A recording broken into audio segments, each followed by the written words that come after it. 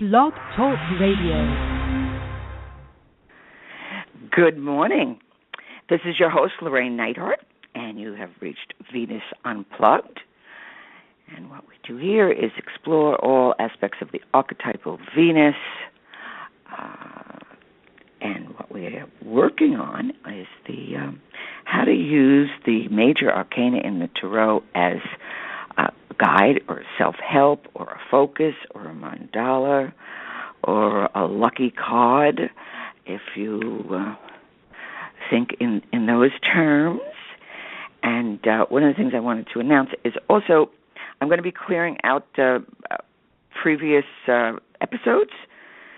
So I think I've got about a year and a half. So if you are interested, download your episodes from iTunes or from Blog Talk Radio or from my website, LorraineNeithardt.com. So this way you have them and they don't disappear into cyberspace. So today we are looking at the tarot card of the Wheel of Fortune. And it's a very powerful card. So how we are using these is not for divination, not to tell the future, but to use them as a talisman, as a reminder. It's a particularly good and synchronistic card to be using this week when everyone's Wheel of Fortune is going to kind of be like just a wheel rolling downhill or trying to roll it uphill. It's very intense week of many, many surprises. And if you don't like surprises, you're not going to have a great week. So I suggest you like surprises. So one of the things, first and foremost, we need to understand, God is not somebody else. It's you. God just means that force, that mystical force that is around and through and in our being. Is not somebody else out there. We project it out, and that's the one of the positive natures of projection is we need to see it out there, and in order to be able to see that, we use our the vehicle of imagination, but it's not a somebody, and that's important. So the Wheel of Fortune has to do with our fate. So when that wheel moves, there are four figures on the fate on the usually, as I said, depending on which tarot card, everybody has different images, but they're basically each major arcana is encoded. So even if you don't know what you're looking at, you're looking at. You don't need to know it intellectually. You can feel your way through it. And the four fixed signs of Taurus, Leo, Scorpio, and Aquarius. Now, a fixed sign is the hub of the wheel. So we are going to be, when that wheel of fate moves, very often we come across these fixed signs in our life, or anytime you come across, yay, wow. You meet a Taurus. It's like I always go, okay, this is going to have something to do with sensate, my inferior function, and I better really pay attention to the details because they do understand the Eris. Intuition. I leap. But when that comes in, it's like, okay, get grounded, plant the seeds, know what's going on. Okay, when the Leo comes in, the fiery king, the sovereignty. You may be dealing with somebody's ego or your own inner ego, or that you need to have a better sense. You need to mirror, not in hubris. The shadow side of the Leo can be hubris in the Wheel of Fortune. And then we move on to Scorpio, which will have to do with the deep, cathartic feelings.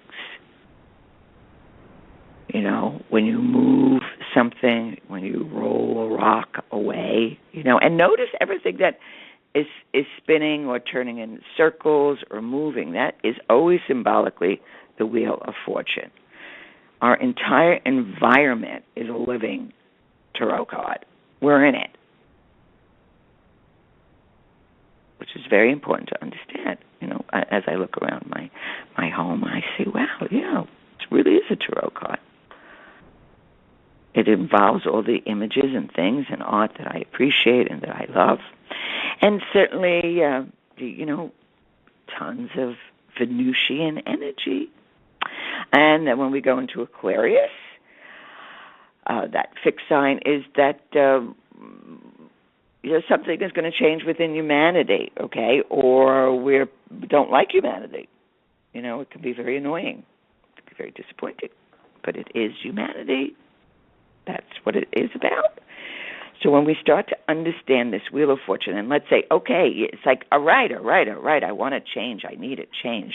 Let me have something. Do not push the Wheel of Fortune, because it's secretly ruled by Saturn. Saturn rules our fate. So it's very important, and Saturn doesn't take to being pushed around. Saturn has one of the definitively most important, and in a strange way, one of the most beloved of the gods and the planets, because it will take the time out to smack your unconscious ass into waking up. The others will just move by. You're not even invited to the party. But Saturn will, again and again. Okay? Here's your task. You don't want to do it? Oh, okay, fine. But you will do it. And that's what Saturn is about. So it is in direct conflict often with our ego, but I certainly would take Saturn and be listening to that, because Saturn knows how to get your cosmic driver's license. And it's very important that we understand what that is about. So when something comes in, see what Saturn does, or also what the Wheel of Fortune can do, because before there's a turn, it could be like a little centimeter. It's like, life changes. Or people will, I want the divine in my life. It's like, really? You want the divine in the center of your life? Well, then everything's going to blow up, because there's no room. Well, that's not the image. So it comes in bidden or unbidden. So see what Saturn does, and what the Wheel of Fortune can do, because it's constantly reminding us. It could be great, good fortune, or it could be ill-fated fortune. And they'll go, I only want the good, because the second you only want the good, you are calling in its opposite. Because that's all you can really take in. It's like, part of the Wheel of Fortune is the equilibrium, that the wheel is both turning internally and externally. So when we begin to see what that is about, it's a beautiful, beautiful image. It's like a living mandala. And so what Saturn will do with regard to one's fate, it weakens our energy and our enthusiasm for the common life, in order to highlight the extraordinary and the very depths of the soul. That's its purpose. Or even if the Wheel of Fortune is moving us into a depressive state. See what depression does, or the blues, or it's a call for introversion. And it stops us in our tracks, right? So depression makes psychic space. It's a container for deeper reflection, and where the soul increases, and that the surface of events become less important. Not imprisonment.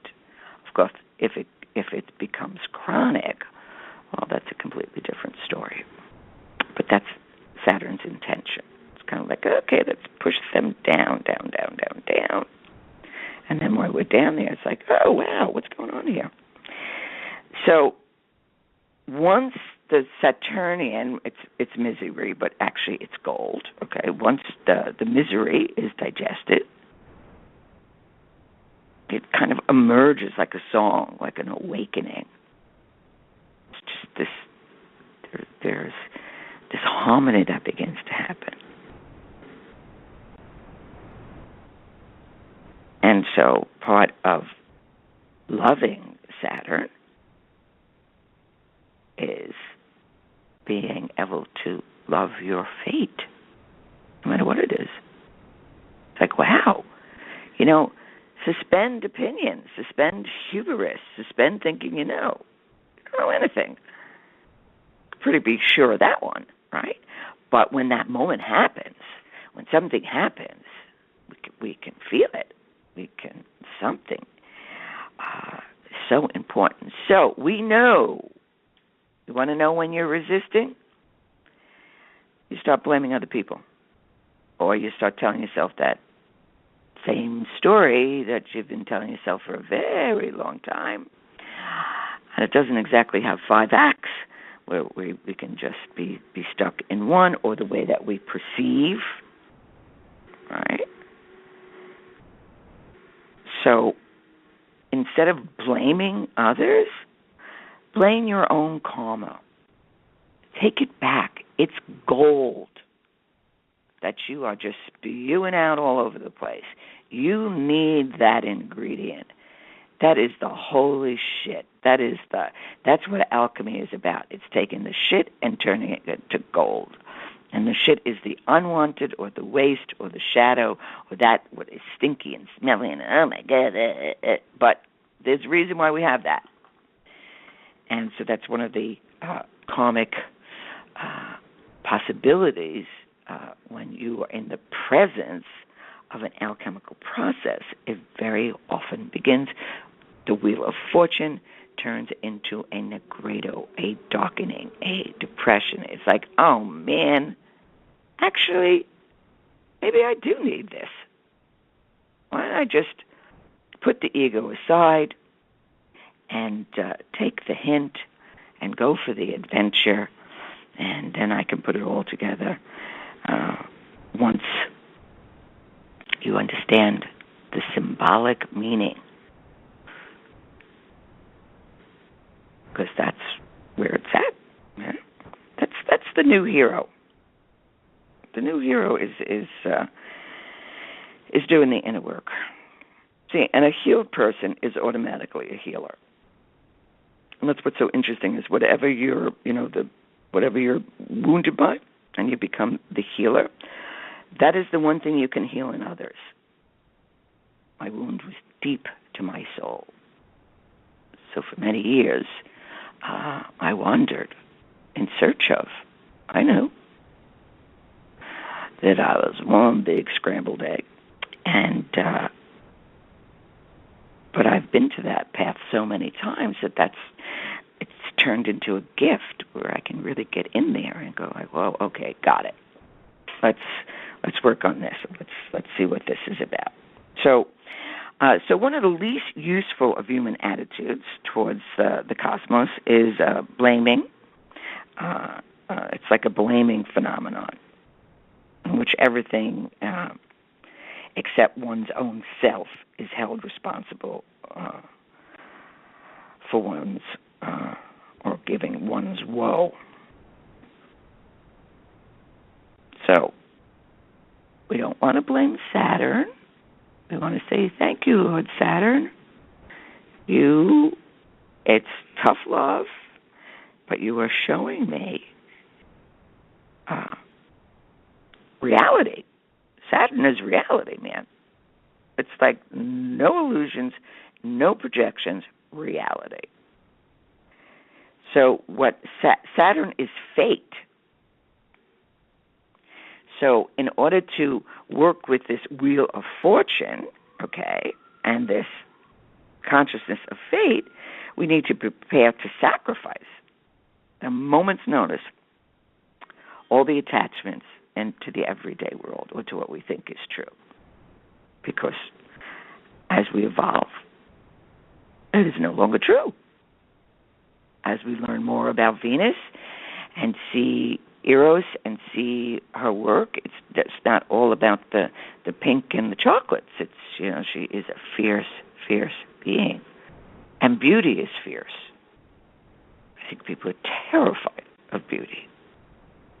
They'll get it a little bit, but they won't really go into the heart of it. So it's like learning to surrender to life as it is.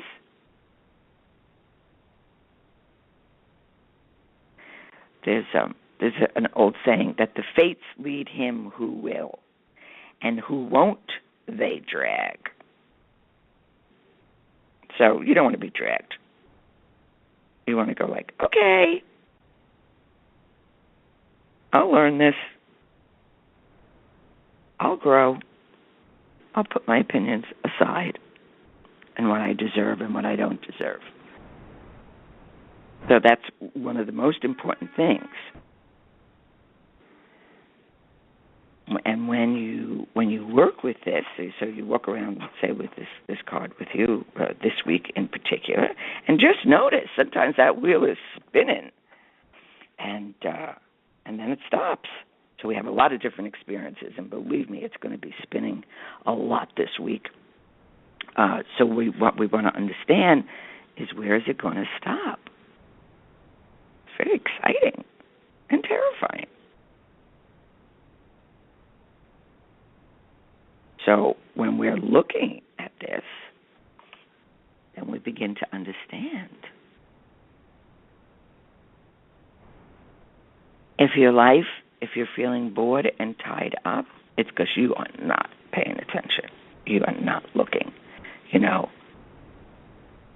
One eye, look with the left, look with the right. See how it seems different, okay? I saw the sweetest thing. I was in the garden with a dear friend of mine yesterday, and this little girl, maybe it was 3, and in the center of the building where I live, there's this beautiful garden, and it has a fountain. It's very Venusian. It's amazing. It wasn't even here when I first moved in. They built it afterwards. And this little girl found her shadow. It was a sunny day. The light was hitting, and she kept on moving her hair and changing and really, really playing. It was this enormous discovery of this invisible other who shows up. She knew it was her, and she was delighted. So delighted, she even stood on her head. I said, geez, kids really naturally know yoga. She was sat on the head and was looking for her shadow while she was upside down, a little bit like the hangman. It's kind of amazing. She was moving through time and space and experiencing this shadow as friend, not foe. Of course, shadow can be friend or foe. And get it straight, because this week, in neon lights, it's going to be karmic. And karma, the law of karma, is any action with which you identify yourself as the doer. Your every karmic action produces a reaction you must eventually experience. It is not the law of punishment. It's not, it's going to come and get you. No, it's not. So if we can say to ourselves, okay, so let me tell myself this story. So was I the doer or the doer? Sometimes it's a little hard to tell, right? Stop looking at that. That's the thing that gives you command. Blaming others, you weaken yourself. You're blaming others, you're giving them all the power. Here, take my life, take my love, take everything. And worst, take the gift of becoming authentically who I am, because I don't really feel like doing my homework. And that price is way too high. Now, Dharma, is righteousness. It's more or less the inborn faculty of existence. It's a natural law which which affects all embodied beings everywhere in the universe, not just our world, which makes them what they are and assigns them the roles they are to play in the Dharma of life. So we come in with both of those forces. And one of the ways that we can work with this Wheel of Fortune, and as I said, this isn't even touching on what these really archetypal realms really mean, but at least it's the beginning. At least it will hopefully have you looking and working with it. And one of the easiest ways to forgive, which is really never easy,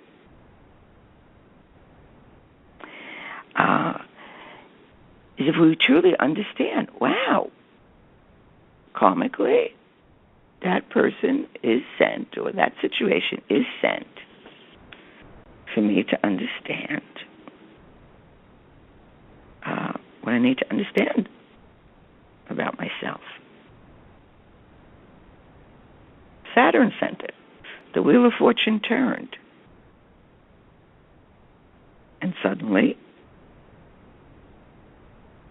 there we are.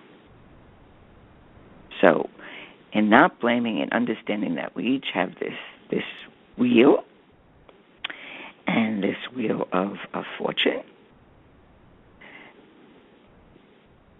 and the fate becomes spiritualized, and we move in the direction of our spiritual practice. So, if one is a spiritual Pollyanna, and there's always optimism, and everything serves a spiritual purpose for the best, that's not always true. Not everything is for the best. That's when we start to struggle. Is this really for my highest good? And this may serve my ego or hubris or, inflated sense of self, but that's not for the best. And if it's for the best only for the one person, you, yourself, and I, that's always tricky. There's a trick pony in that one, definitely. But this is adventure on the high seas of the cosmos. This is the greatest game in town. You're the greatest game in town. And so we want all the players to come up.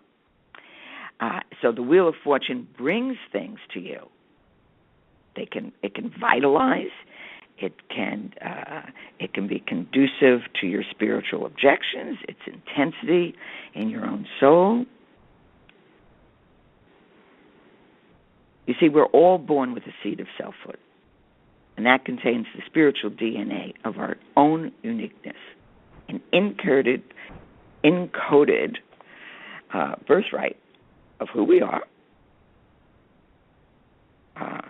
why we're here, and how we are related to others. And, we can abandon this knowledge, but as life goes on, we realize fate never abandons us. The divine never, cannot abandon us. We've turned away. And that's not blaming. Sometimes we need to turn away. We need to turn around to really understand, whoa, look at this. It's like when you love somebody and you haven't seen them in a long time. Suddenly you remember, wow, I really love that person. Or the opposite. No, I need to stay away because every time I'm around that person, I don't know, it doesn't really work out so well. So when we begin to work with this feeling, and we can learn to, as I said, you want to forgive? Really forgive? Just say, okay, Saturn arranged this little surprise party for me. So let me not project that out. Let me work with it. Let me understand what this is about. And then, the forgiveness just kind of there.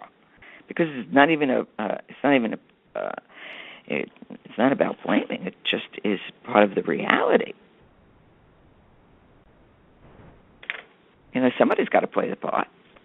I was like, okay, so central casting, Saturn's around central casting, sends very often extreme measures just to get our attention. Kind of like a dark humor, right? So the meaning of this Wheel of Fortune, so it's when your fate is changing. It can be rising or falling. So we need to stay balanced through these changes because we're ultimately responsible for your own state. Whatever you're seeking without is a manifestation of your desire to understand your own inner spirit. And the ultimate goal is to stay balanced in your heart and in your mind and your spirit and your body through all the upward and downward movements. It's almost like a double helix. It's happening all the time, and it's happening on levels that you can't even see. And it's happening in your 7 bodies, and it's happening in your etheric field and your astral body. And, man, there is so much going on. And the Wheel of Fortune is aligned with it all. So if one is feeling hard done by, fate has turned a dark eye, say, well, actually, maybe I'm looking in the wrong place. Let me look within. Why am I looking without? If I can't find it without, I got to look within. So that's what begins to happen. So we have our times of sadness, but we hopefully return to the equilibrium. And this week will be filled with, it will be a cornucopia of karmic possibilities and ins and outs.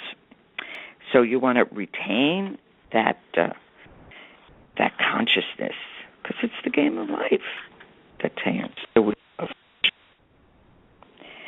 And we're creating a reality, and it's intricate and paradoxical. But it's wild forces. And this Wheel of Fortune, we carry it around and we say, okay, let me stay in my balance. First, what does my mind say? Let me drop it in my heart. Then what does my heart say? How does it see this? And we kind of get turned inside out, which will be a big theme for this week, getting turned inside out. So the wheel can also be Mother Nature. This is a very profound image.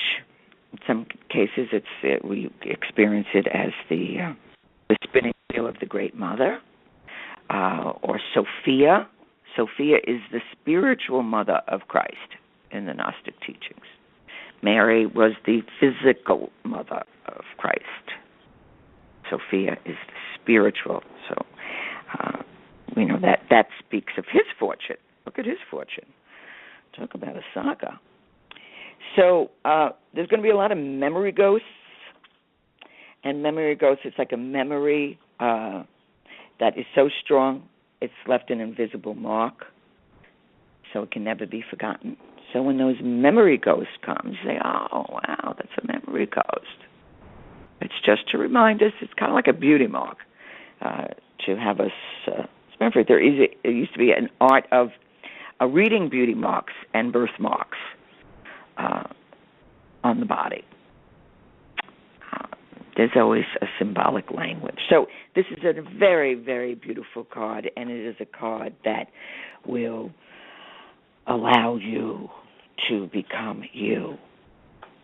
So no blame, just going like, wow, okay, I don't understand right now what that was about, but I am not giving that person or that situation the power. I'm taking that back, and I'm giving it to myself, and I'm understanding it. Not from the child, the wounded child. The divine child would understand this. just like the little girl who was playing with her shadow and going upside down and having this great time. So that's what you're going to be working on.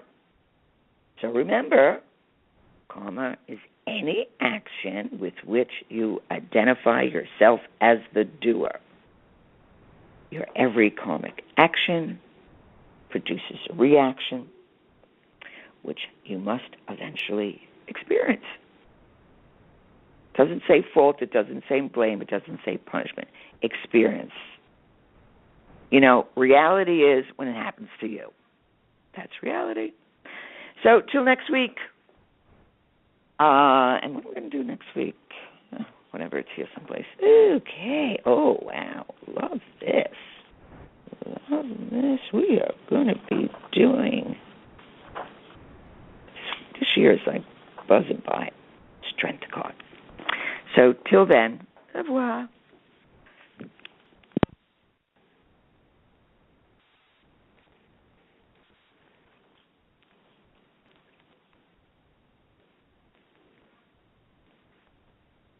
Progressive presents Mindfulness with Flow. Before you lies a beautiful meadow. In that meadow, Progressive Direct has placed its auto insurance rates alongside those of competitors. You select the lowest rate and feel a great sense of calm. A great sense of... Compare Progressive Direct rates with competitors' rates so you can rest easy. Visit Progressive.com. Progressive Casualty Insurance Company and Affiliates. Comparison rates not available in all states or situations. Prices vary based on how you buy. Vary based on how you buy. Vary based on how you buy. Vary based on how you buy.